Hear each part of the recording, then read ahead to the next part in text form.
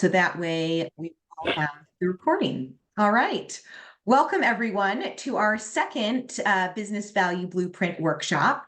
I will pop up my screen and we will go ahead and get started.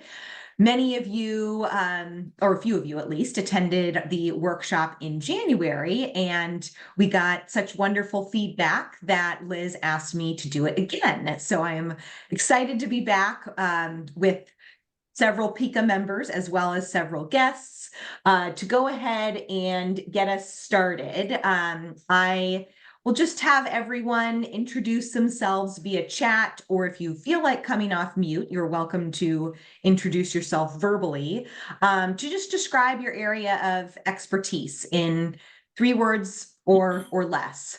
It could be something that you do as an external consultant or a solopreneur, or something that you are thinking about doing as a consultant in the future.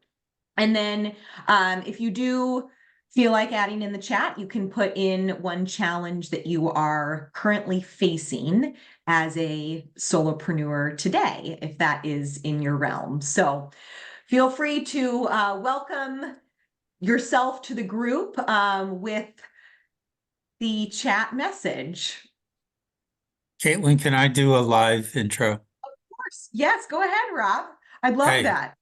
Hey guys, I'm Rob Garber. I've been a PICA member for 3 years now. I've actually not been a solopreneur for the last year and a half or so, and I am a free agent again, starting on Monday. And Whoa. I'm going to take a few weeks off, and am looking to remake myself. So details to follow about what my new business is. My background is doing HR work related to M&A, and I am a career HR person. Awesome. Thank you, Rob, and congratulations on the venture back into solopreneurship land. Thanks. All right, welcome everyone. Anyone else want to introduce themselves verbally? Come off mute. Hey, Caitlin, I'm Dave Seaton. We help customer experience leaders create compelling customer journey maps with the Dharma method. I've been a PICA member for almost as long as Rob there, and yeah, I'm doing well. Awesome. Thanks, Dave. Dave was one of my very first PICA friends. So glad to see you here. And welcome to those of you that aren't PICA members. Certainly you are welcome here, and we'll talk a little bit more about what membership means towards the end. So today's session, for those of you who are new to the Business Value Blueprint, will help you understand what it is, first of all, and how it can help you map out your business in a very simple way to allow you to maximize how you... So they have all these confirmed speakers. Okay, hold on. Let me just figure out how to mute. Okay. Sorry about that. Just want to make sure people are on mute. So the Business Value Blueprint, you'll learn what it is, how to use it, and how you can target your customers, your value, and what you provide in order to make your solopreneurship business successful. So as part of the session, Marissa always puts together a wonderful list of the people that are attending. You will get a copy of this afterwards because there are so many people here, which is fabulous. We're not going to have everyone introduce themselves one by one, but this does have a link to everyone's LinkedIn profile. So if you're interested in meeting friends that are either on the webinar today or who will be listening to the recording, you are welcome to click on their links, continue to network after today. So before we go into the Business Value Blueprint, for those of you who don't know me, I am Caitlin Hensey. I own Passion to Profit Consulting, and what I do is help nonprofits and small businesses, including founders or want to be founders, create a launch pad and a strategy that will help them become successful by either intimately getting to know their customers or understanding the market that they play in so they can be a better participant in that market. So what we will walk through today is how we use what I think of as the very first start to launching your business or evolving it if you do currently have a business and have been a solopreneur before. So some of you may be new to solopreneurship. Some of you may be thinking about doing it in the future. Some of you, like Rob, may be returning to solopreneurship. And some of you may be in a situation, like Dave, where you've been a solopreneur for many years, but are always looking at what could be the next potential, or how can I better reach my customers or better explain what I do in a way that people will actually understand and feel interested enough to continue the conversation. So some of you may have heard of the business model canvas. Strategyzer, which is a company, there's a link here in this slide, which you'll get afterwards, created a format called the business model canvas, which essentially helps people map out their value proposition, their customer base, their revenue streams, so on and so forth.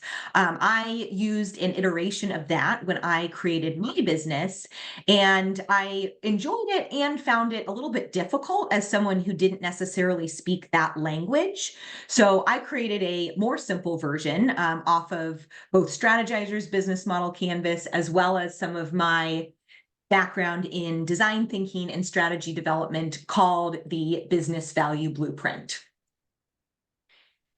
And what that entails is a 6-part process or map using the 5 W's and an H. We'll go through that for the rest of this session to help you map out your business and identify and target each specific aspect, and then you'll be able to use that to carry into creating your website, any marketing campaigns, communications, forming your elevator pitch, or just learning how to more concisely talk about what you do and find out where you want to go and who it is that you actually want to be talking to. So we'll go through all of this today. I will preface it by saying that today will be more of a learning education run through of the blueprint. For those of you who are PICA members, we do have a PICA member working session for the Business Value Blueprint next week on April 10th. I believe it's at the same time, 11 a.m. Pacific time, where any PICA member who wants to join can come after learning about it today or watching the recording, and we'll workshop together our own business value blueprints. So we can run ideas off of each other. You can ask me questions, and it can give you a little bit more of a kickstart. So this is the overall component of the Business Value Blueprint. All of you should have received a pre-email from PICA Events that had an attachment in it. Can I see just a couple thumbs up? Did you all receive the email with the branded PICA attachment of the blueprint? Did anyone get that? Maybe, maybe not. Okay, I see a couple head nods, so that's good. Yes. I do have a template on my website. I will put that link in the chat. That is a fillable template, although I will preface it by saying the one on my website is geared towards individuals and teams. So you'll see some language in there around do this exercise with your team or have your team collect data. So just take that in mind where, if you're a solopreneur, you are just yourself, although it's helpful to run it through other solopreneurs that you're working with as well. And then if you do want to go a little bit farther with this, I do coach a variety of solopreneurs one-on-one or in small groups in developing their own business value blueprint as part of an accelerator program, where we really dive into all of these elements for your specific business and then tailor that to how you build your website, build your LinkedIn profile, decide what networking events to attend, communicate what you do in an elevator pitch, all of those sorts of things that come with business development. So we'll get started today. I'll explain what each of these 6 boxes are, give you some food for thought.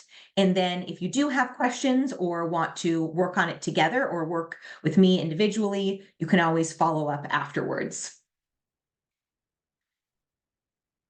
The first box that I like to start on is the who. And the who, most obviously, is the customers that you are directly serving, the people that are buying your product or your service.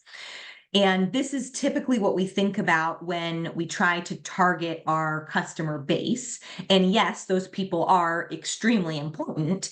And I want to introduce you to a couple of other people in your who network that might be helpful to think about that you may or may not have paid a lot of attention to.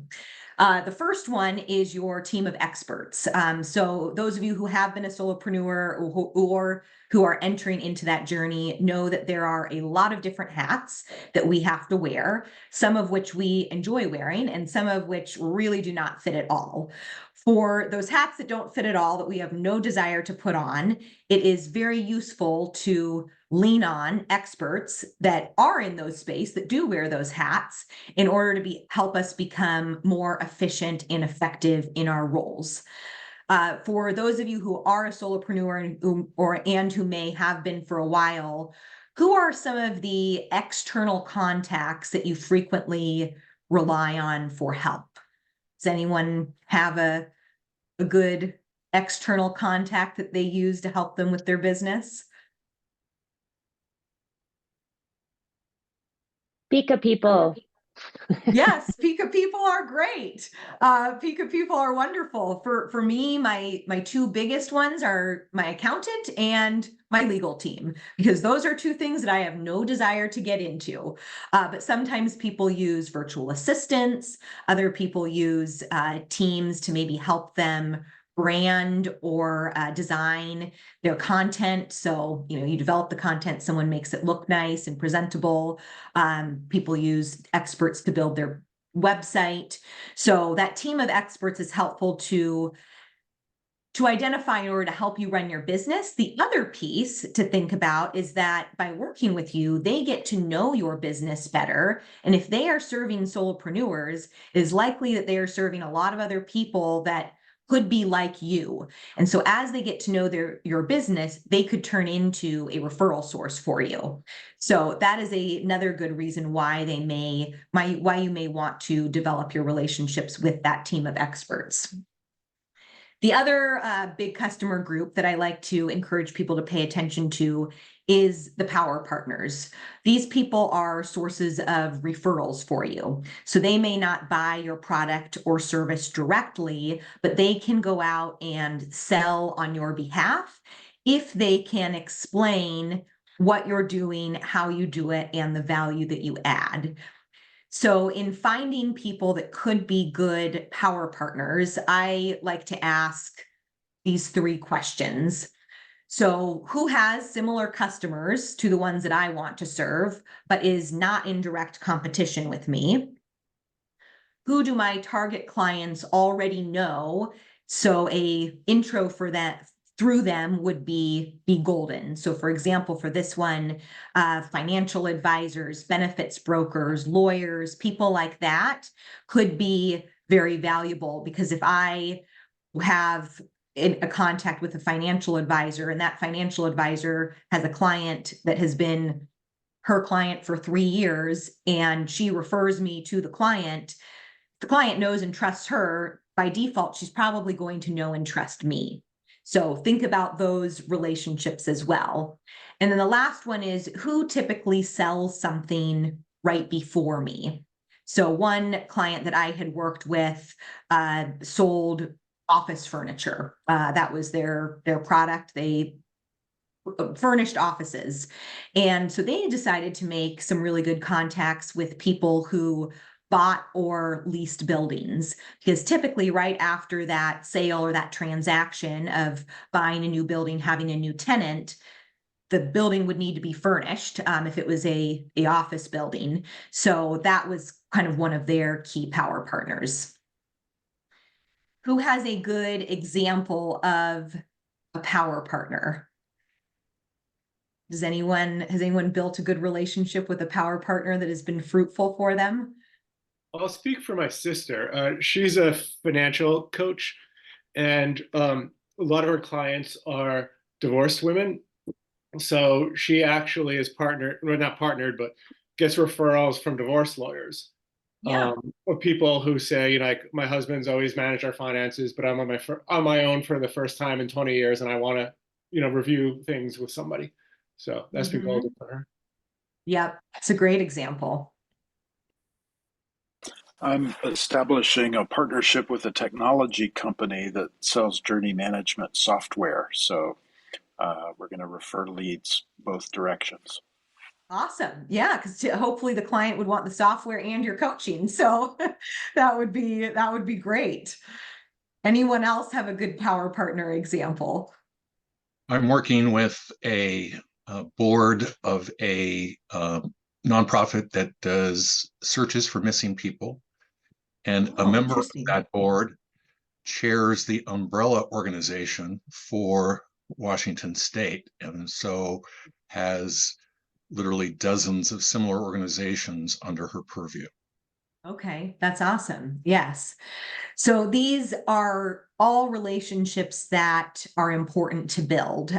So part of the piece that I like to tell people around the who is, yes, it is really important to narrow down your target client base and build relationships with people who could be prospects, but it could be just as worth your time to develop those relationships with the team of experts and the power partners, because they could be wonderful sources of business or help you run and operate more efficiently and effectively, so that way you have more free time to be able to actually do the work that you do to serve your clients. So that's the who component. The next piece of the blueprint is the what. So this is all about, what are you offering? This might be a physical product. I'm guessing for most of us in this room, we don't actually sell a physical product. It's likely a service that is intangible in a sense. And if that is the case, it is helpful to take that service and that thing that is intangible and make it tangible, because our human brains are much more easily able to grasp an example or something that's tangible than they are a service that they just can't really experience or don't know what that is. They can't touch it, they can't feel it, they can't try it out. So there are some creative methods that we can do in describing the what that will help make it more tangible for people. One of my favorites is through storytelling. So storytelling can come in a variety of factors. It could be through client testimonials, either on your website, your LinkedIn page, or through having a prospective client speak with a past client, because you're able to talk to someone who has actually lived and breathed your service and could potentially explain it in a different way than you. The other piece is to describe the output. And we'll get to the value and the outcomes in a minute when we talk about the why. But for the output, think about what it is that you are actually doing. Are you providing them a document? Are you creating a report? Are you facilitating a meeting? Are you building a customer journey map? What is it that you are actually doing when you are working with them? So for me, because my services are very intangible as well, the completed business value blueprint is one of the outputs. That could be an output for me. Or when I do strategy development work for my clients, a strategic plan or strategic goals with specific metrics could be an output. There are a variety of different ways that you can talk about your output, but going beyond just, I add value by helping you streamline your revenue services, is really useful when you're talking to customers, because then they will actually know what it is that you're going to do with them. Does anyone want to share an example of an output for the what category?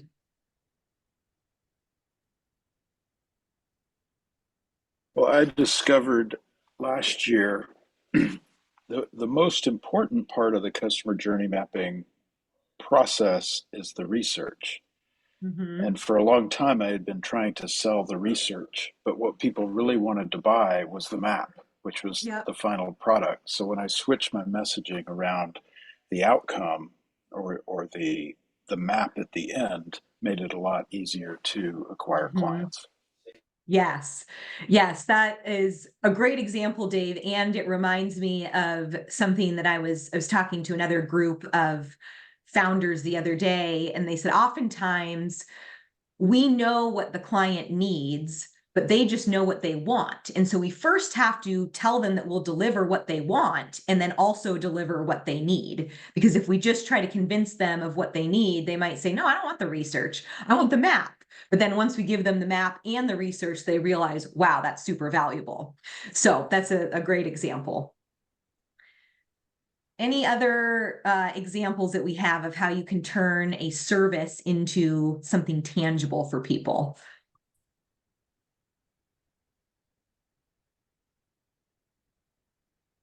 Caitlin, I provide kind of pre and post assessment results, so you can see Okay. you can actually look at the change that's happened before and after. Mm-hmm. Okay, so the results would be the output, in being able to kind of provide a starting place to then make changes or decide what you want to do with the results. Right, Mhm. right. Yes, exactly. So yes, this is what the what is. So when I talk to people about, defining their business value blueprint or typing up their what in the what box on the blueprint, I always say, start with your service, start with what you're doing. Are you doing strategic planning? Are you doing coaching? Are you conducting assessments? Are you creating a marketing plan? What is it that you are doing? What's the service that you're providing? And then think back to either past customers or current people that you're working with, or if you're not quite a solopreneur yet, just think back to the people that you have worked with in your corporate job. We all have customers, whether they're internal or external, and think about what it is that you provide them. What do you send them back and forth? What are some of the results that come at the end? And that can help you get to your what. And then when you're translating this into conversations that you can have with people, or even into your website or your LinkedIn, the more you can make things tangible with stories, the more you're going to be able to hook and grasp someone, especially if it's a story that they can relate to.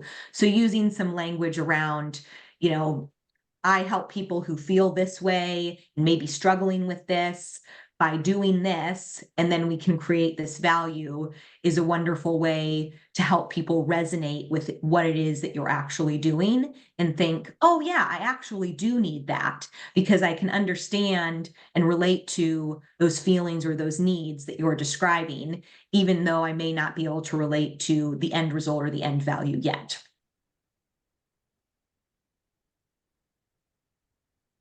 So the next piece we get to is the why, which is the outcome, the value of what it is that you're doing. A lot of times people jump straight from the who and jump right to the value. I think that what piece is an important component, because people want to know, okay, how you're actually going to get me the value. But the why is, why are you in business? Why are you important? And why does someone need to or want to work with you? So for the why, we want to think about the outcome that your clients are gaining from your offering and what will help you win in the market and stay competitive. There are a lot of solopreneurs and a lot of consultants out there. We all will have competitors in some sense. So developing that unique value proposition is helpful in setting yourself apart from the variety of other people. So the outcome could be increased revenue, increased customer satisfaction, achieving your strategic priorities more quickly. It's really what the client will experience once you deliver your what. So the outcome is the end result. So for me, for example, my service, if I just take this business value blueprint as an example, the output is the actual business value blueprint map, or the completed business value blueprint. And the outcome, or the why, is I will help you target your marketing strategies and understand who to talk to so you can have more fruitful relationships and set yourself up for long-term sustainability and success. And then the other piece of the output or the outcome is accountability. This work is hard. It's challenging to do on our own. It's challenging to set time aside to actually do it because it's not one of those urgent priorities. So the accountability of having the scheduled meetings and actually encouraging this type of strategic work that takes a lot of brain power is another wonderful outcome of, again, this is just an example from my services. Does anyone want to share an example of their personal value proposition? Caitlin, I was just going to respond to your last comment, and I found that to be so true. Really busy, and I want to be doing work for the future, and my engagement with you has helped deadlines to carve out time for preparation and response to your very insightful questions, caused me to reflect, etc. So I couldn't agree with that statement more, that maybe some of it I could have done on my own, although you were very helpful there too, but just having that accountability partner was fabulous. Yes, yes. Thank you, Anne. It is amazing how much faster we can move when someone is pushing us a little bit and holding us accountable. So that's true. Yes. Does anyone else have a good example of their why or their the value that they provide?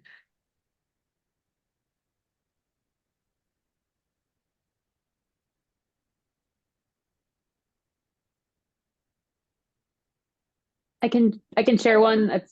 I do people skills, and so I really help people get to know themselves better and how they're showing up at work. And the foundation of that is coming from emotional intelligence. So it's the reactivity, it's the unproductive behaviors, like how they're taking everything that's happening, stress, conflict, all that kind of stuff, how they're dealing with it. And so we find in the workplace is that if you're stuck in those circles with others, you can't typically move forward on all the stuff that needs to happen. And so, especially when I work with leaders and teams, the leader's focus is, can I get my team moving forward so we don't keep getting stuck and I'm not sitting in my office 5 days a week listening to complaining.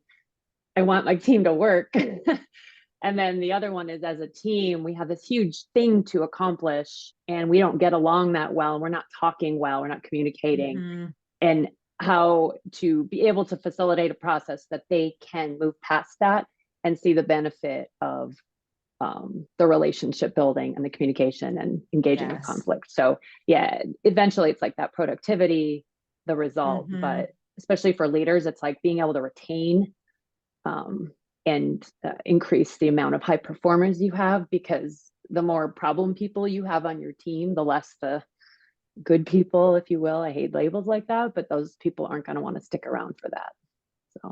Yes, exactly. So your value is increased team productivity, enhanced relationships within the team, and just a higher performing team in general, which is awesome. We can't, everyone will want that.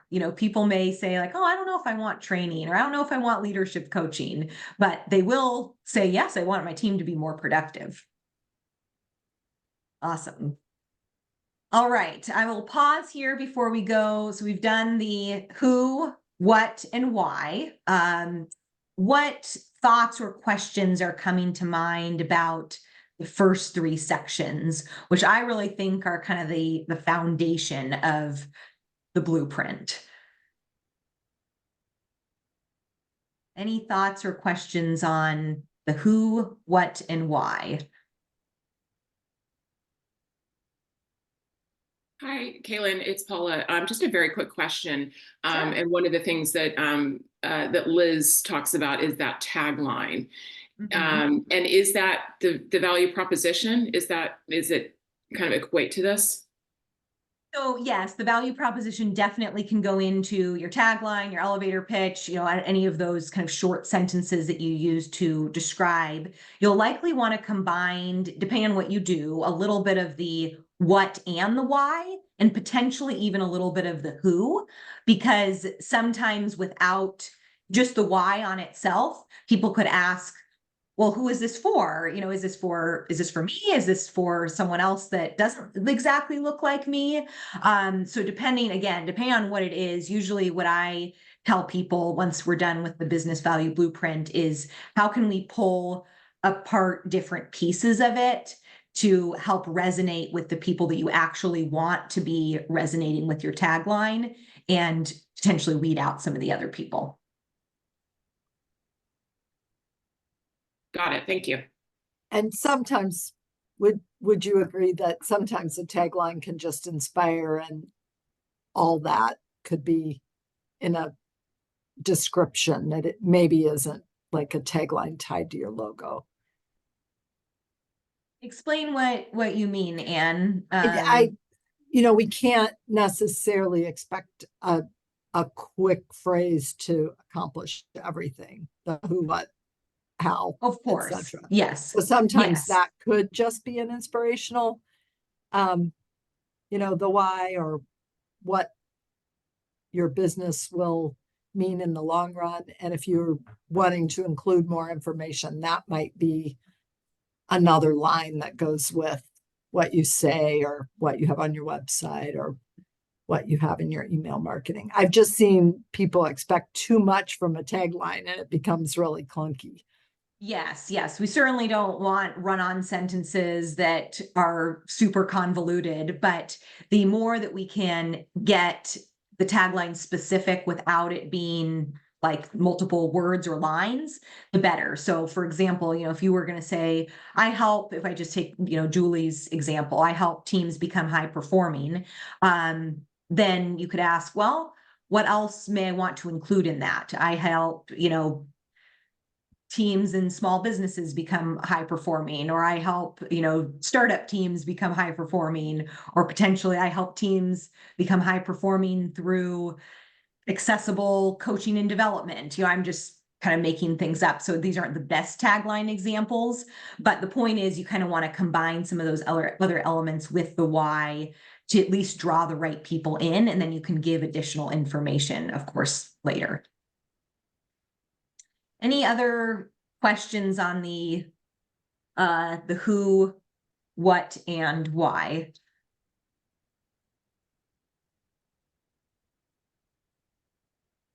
All right, well, we will move on to the second half. So the when is another important component, probably not as important as the first three. However, it is helpful to just go through the when in terms of business operations. So part of the when is your length of time for client engagements. So if you are someone who wants to do more retainer agreements and have longstanding client engagements, that could go into your when. If you work more on a project base, you come in, you accomplish a project, and then you step out. That's part of your when. You may have a variety of this, but on average, what do you prefer? The reason this is helpful is when you do get presented with potential new opportunities, you can look back at this and say, oh, is this actually something that fits? Of course, you want to see, does it fit within my who? Does it fit within my what? Does it fit within my when? Or is it something that would be taking me out of the realm that I really want to be in, and potentially taking up time that I could be doing, increasing client engagement in another way? The other piece is the length of time to launch your offering. So is it something that's on demand and ready? Does someone purchase it on your website and then it shows up in their box, in their email, and then they can watch the video or view the roadmap or view the toolkit? Or is it something that takes a little bit of ramp up time? Is it something that you might need to build from scratch for a client, for example, if you're developing a training? How long does that building process start when you get a new client? The other piece that is probably the most important for the when is the time for your client to receive their return on investment. So if I use Julie's example again, higher productivity within teams, likely the it was not going to be like a light switch overnight where they attend one of Julie's amazing trainings and then the next day their team is 10 times more productive. I mean, maybe that will happen, but likely it takes a little bit more time to actually see the tangible benefits. So this is helpful to frame up for potential clients and power partners at the beginning, so that way people's expectations don't get off. So when you're talking about your what to potential clients or power partners and explaining the why, telling them, usually we end up seeing results over the course of 2 years or 3 months or whatever that time period is. Of course, it's going to look different in every business, but just setting that expectation up front kind of gives the client a realistic preview of what to expect. And then the last piece of the when is to decide on your working hours. This doesn't have to be a set schedule every day. However, one of the benefits of being a solopreneur is we essentially get to decide when we want to work and when we don't want to. And if you're anything like me, it's very easy to just work all the time because there's always things that we could be doing, or to say yes to client meetings that come up on Saturdays or, Mondays at 7 a.m. or something like that. So as you're getting started, or even if you're an experienced solopreneur, just asking yourself the question, when do I actually want to be working? Do I want to stop work at 2 p.m. every day to be home for my kids? Do I want to only work Tuesday through Thursday and have 4-day weekends? And that will help you get a better handle on your schedule. And then you can set your Calendly accounts if you have one of those, or your communications with clients accordingly to plan around that. There are a lot of different ways that I've seen people shape their schedules around having just like 2 specific days for meetings, and then the rest of the days are work days. Maybe they take several hours off in the middle of the day to do whatever they would like, and then they work later in the evening. There's a lot of flexibility here. So framing up what this looks like for you is just a helpful piece in your general operations. Any thoughts around the when or questions? I have I a love quick that. question. Oh, go ahead. Sorry. Go ahead. No, I was just going to say, I love that because being intentional about, there are pros and cons to being an independent entrepreneur or solopreneur. And one of the advantages is that. So even setting aside personal obligations is a great idea. Mm-hmm. I just wanted to ask for those on the call that are experienced, and I've only been on my own 100% for like 4 weeks and 3 days. So I'm coming out of 20 plus years of full-time salaried work. And I find that I am not really putting bookends around things. And now I'm saying, oh, I need to do coaching. Oh, I need to show up and do facilitation. Oh, I need to do this. And I find that the calendar quickly fills up. And I don't, curious for those of you who are experienced, been doing this for a while, how long it took before you kind of figured out your flow, if you will, or if you don't have a flow, and I just have to live with it because it's the human thing, right? My clients are my clients and they need it when they want it. So anyway, I wanted to throw that question out because that was coming up for me in the last 4 weeks. Yeah, good question.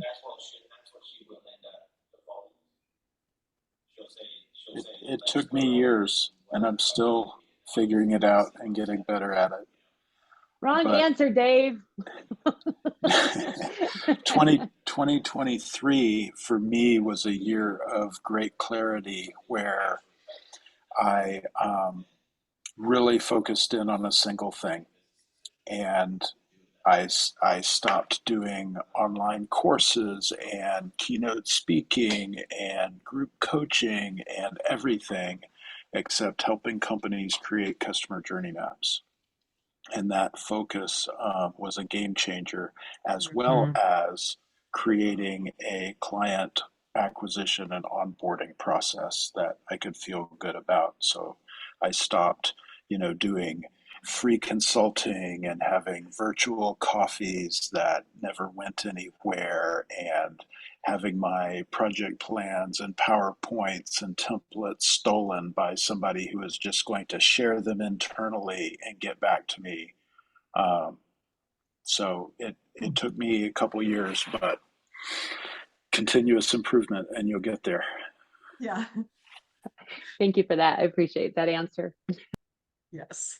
Yes, it's certainly hard. I find too that it takes some time for our brains to switch gears when we are shifting between a lot of different tasks. So this is getting out of a little bit of my business value blueprint piece and more into the kind of consulting I do around like focusing and prioritizing. But if we're trying to do 7 different things all in one day, the amount of time it takes for our brain to get into working on one client from another client, or go from having a 30-minute coffee chat to working on client work to then developing a report or whatever it is that we're doing, we're just losing a lot of productivity when we're shifting between those. So I find personally that having calendar blocks and condensed times when I meet, and then to your point, Dave, being selective around who it is that I'm saying yes to for virtual or in-person coffee chats, has been super helpful for me, because then when I have my like solid chunk of 4 or 5 hours where I'm like truly doing work and developing content, I can get in the zone and not have to worry about being interrupted with meetings and all that sort of stuff. Yeah. But it's a continuous struggle, and it might look different depending on our stage. So again, this is used at any stage of your journey, but defining all these different things for the when will help you understand your business cycle as well, and help you determine like how many clients can I actually realistically take on at one time. If this one client's been with me for 3 or 4 months and someone else is contacting me about a pretty big project, can I expect this other one that's current to wrap up soon? What does that look like? So the second to last piece is the where. Where is one of my favorite elements of the blueprint, because I think it's very underrated. A lot of people, when they think of where, they're like, okay, where am I working? Well, for me, it's my house. Some people have offices, some people work in co-working spaces, some people travel a lot for their consulting. And certainly a lot of that is important to design. It will be helpful in the beginning to decide if you want to offer your services virtually. And if, going back to the why, can people actually get to that why with fully virtual services? Sometimes it's yes, sometimes it's no. So being clear on that up front is helpful, because then you'll be able to better understand, where do I need to target my customer base? Is it within my geographic region? Or if it's someone outside of my geographic region, do I need to factor in travel costs, things like that? So all of that is important. Do I do on-demand services? Is it live for every client? Do I customize everything? Or is it a package that someone can buy?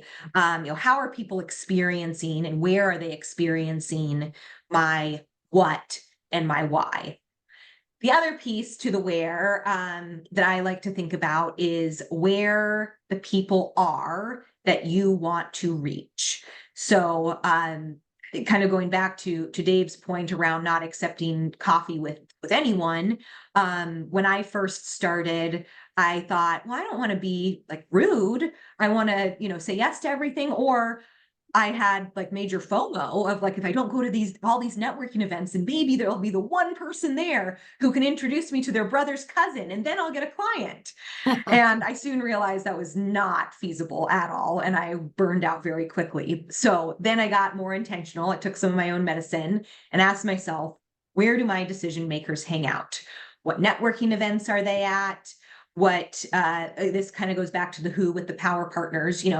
where and who do they come in contact with?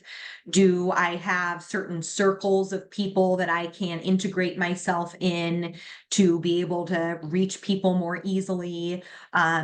Should I just go hang out at coffee shops because are there a lot of people there?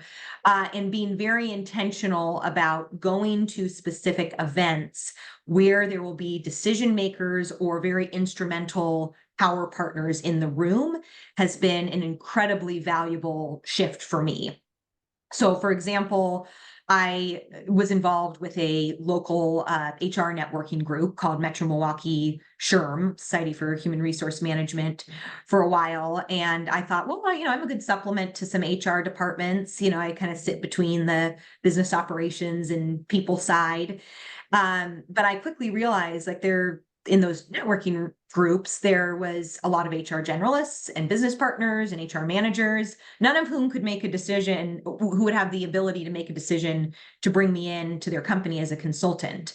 So I said, well, this networking membership is really not worth my money. I'm going to find some different networking groups where business owners, founders, or entrepreneurs actually show up at those events so I can have a better use of my time and my money. So that is a key piece for the where when you're structuring your time. The other piece of the where is this new virtual world that we now live in. There's a lot of where components that aren't physical locations. So where could be LinkedIn, Instagram, TikTok, any sorts of social media platforms. Some of you know, because I may have shared last session or with you personally, that I had a recent discovery that there's a subset of people that I want to reach that really are not on LinkedIn at all because they frankly don't have time for it. If it's a small business owner, they don't have time in their day to be like scrolling on LinkedIn. So at the beginning of this year, I completely changed my marketing approach to not doing as many posts on LinkedIn to try to market myself and be more strategic in spending time developing specific relationships with power partners or prospective clients. Because I was getting a lot of great feedback on my LinkedIn post, but most of it was from friends or fellow PICA members or people I used to work with. And that's wonderful. And yes, those people could potentially refer me someday, but I'm going to have a much more valuable use of my time trying to target the people that I want to reach. Another example is I have a group that soon to be solopreneur founder that I'm working with who is targeting Generation Z and Generation Alpha women. So she has taken it upon herself to learn a whole lot about TikTok and Instagram Live, because that's where her client base hangs out. So she's not really even building a LinkedIn business page, because after we kind of went through the business value blueprint, we jointly decided, that's not going to be useful because those Generation Z and Generation Alpha aren't using LinkedIn nearly as much as millennials, Gen X, baby boomers. They're using a different social media platform. So that's going to be a more valuable use of her time. Does that make sense? Does it resonate with everyone? The physical location of where and the ether social media aspect of where? Okay, awesome. And then the last piece is the how. So there's two pieces to the how, and there's a reason why I save this for last. And it's not because it's the only H in the C of W's. It's mostly because this is more of the tactical, like getting things done aspect of the blueprint. So one aspect of the how is around pricing. If you are a PICA member or thinking about joining one and have not taken Liz's pricing workshop, I would highly recommend it. It was very helpful for me. But it is important in your business to understand how are you going to price your services and what is your pricing model going to look like? And then what are your expenses and what are the necessary expenses versus the potentially extra expenses? There are so many different things that you can purchase as a solopreneur, and maybe it's just me, but I quickly found as soon as I like switched my LinkedIn and started advertising myself as a solopreneur, I get probably 4 or 5 LinkedIn messages every day from people that are trying to sell me tools to help me become a better solopreneur. And you'll get flooded, you might get flooded with those if you're like me. So just being very intentional about what are the expenses that I really want to invest in and what are the ones that are maybe not necessary. And then targeting what you want your revenue to look like. This can ebb and flow and it takes a while to get started, but just having that in the back of your mind. Personally, I carve out 2 hours at the end of every month to go through my, what I earned in the month, make sure certain invoices were paid off, look at my expenses. I go kind of line item by line item and see, okay, the Zoom account costs this much, the FreshBooks account costs this much, Calendly account costs this much, and how much am I actually using this system every month? If I'm using it every day, well, good use of my money. If I'm barely ever using it, maybe I could cut it out. So that's a piece of the how, all around the pricing, expenses, the money piece. The other piece of the how is how you will actually deliver your services. And for this piece, it kind of intersects a little bit with the what and the where and the when. But this could look like resources that you need to invest in. Do you need to purchase certain classes or courses or get a certification? Do you need to invest in certain tools that maybe you're used to your company paying for? And do you maybe need to invest in some team members? Would you are you at the stage where you might want a virtual assistant, or as part of the evolution, are you 3 or 4 years into solopreneurship and you realize now is the time that I want to start hiring people on my team? Do I need to learn new skills and capabilities? How am I going to be successful in this work and deliver the what in a way that helps people get to the why? A lot of times we have a lot of that already built in, but a lot of other times we need to make an intentional investment in something else that's going to help us deliver our service. And that is the 6 components of the business value blueprint. This is kind of what it looks like on a 1 page. Hopefully you all got the attachment from the email this morning, and I gave you the link to the fillable piece on my on my website for the solopreneurs or founders or business owners that I work with directly. I have a much more robust workshop that's about, or workbook, I should say, that's about 20 pages. It's not 20 pages because it's overwhelming. There's just very intentional guidance, and we spend a lot more time on each stage with certain activities that help you define who, what, when, where, why, and how. So I'm happy to answer any questions about that. Before I wrap up and tell you a little bit more about Pika, does anyone have questions or comments or feedback on the specific components of the blueprint? Anything that might have been new that you hadn't have thought of before today? Hi, this is Valerie. My apologies for having to step away for a little bit. I just want to say it's just such a great framework. And for those of us who are moving, from being in-house and more generalist to our own business, it's a very different experience, externally facing versus internally facing. So this is really helpful. Thank you. Yes, you're very welcome, Valerie. Yeah, thank you for this. I love this. I actually am looking at this and thinking, I think every several months I would love to come back to this and keep asking myself these questions, because I think just knowing my squirrel brain, that I'm probably going to go off in 65 different directions, because it sounds so interesting, but this feels like very much of a grounding tool.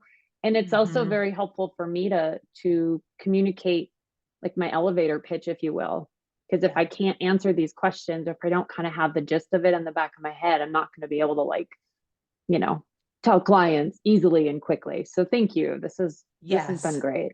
Yeah. Yes, of course. And I will say that, I like that you framed it as kind of a grounding tool, because it doesn't have to be rigid in the sense that you can't ever go outside it. You can evolve it, but I have found that it's a very helpful decision-making mechanism, both for me and some of the other founders, solopreneurs that I've worked with, because it can be very easy and tempting to take anything that comes your way if you're getting started.